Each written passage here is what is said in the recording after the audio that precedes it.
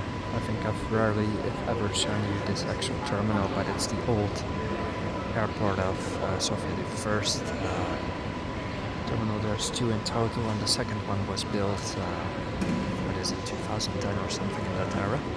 But this is quite an old one from the communist era still, and it's quite lovely, I have to say. I'll show you why. So I'm flying to Yerevan at 7:40. So I'm a bit early, but that's totally fine, and it's quite easy for me because I managed to get here by public transport in the early morning even. And here's why I like the Terminal 1. We have an old map of Europe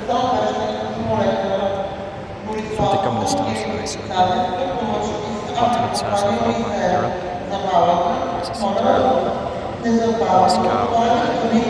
Volgograd, Warsaw, Kiev. So I love this old vibe, and at some point they will change it because people love ruining old aesthetics here, unfortunately.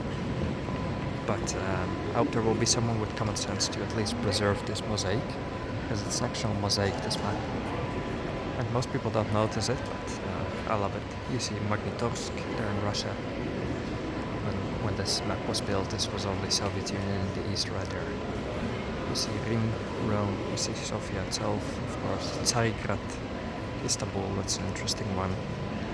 It was back then called Tsarigrad. Haga in The Hague, Amsterdam.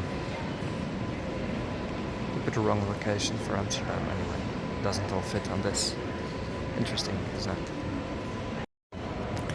On the other hand, we see a map of Bulgaria, which is just as, if not more, interesting. So you might know this map, especially for a Bulgarian, but just for the foreigners. There's little change in this map. I don't know from what era it is, but the Bulgarian borders haven't changed since this map was built. What has changed is the name Tolbuchin in the top right. Tolbuchin is the old name of the city of Dobrich. Nowadays it's called Dobrich. Tolbuchin was the name of a war general, I believe, if I'm not mistaken. Nowadays it's Dobrich, but the registration plates of the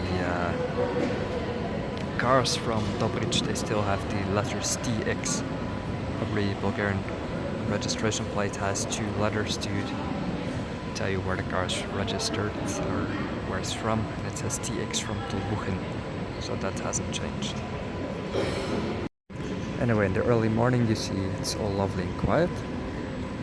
Since the COVID it is getting a little more busy, because before that you could pass in, I don't know, 5 minutes, but if you come a bit later, like at 9 in the morning, you need to be kind of early because it can get a little bit busier. There's more and more flights leaving from this airport as well. You see there's one going to Riyadh at 3 in the afternoon, and that will unfortunately be the last, or one of the last flights to Riyadh from here with Wizz Air, because the route was not profitable enough, I suppose, so they cancelled it altogether. I was supposed to go there for Christmas, but they cancelled my flight, so yeah.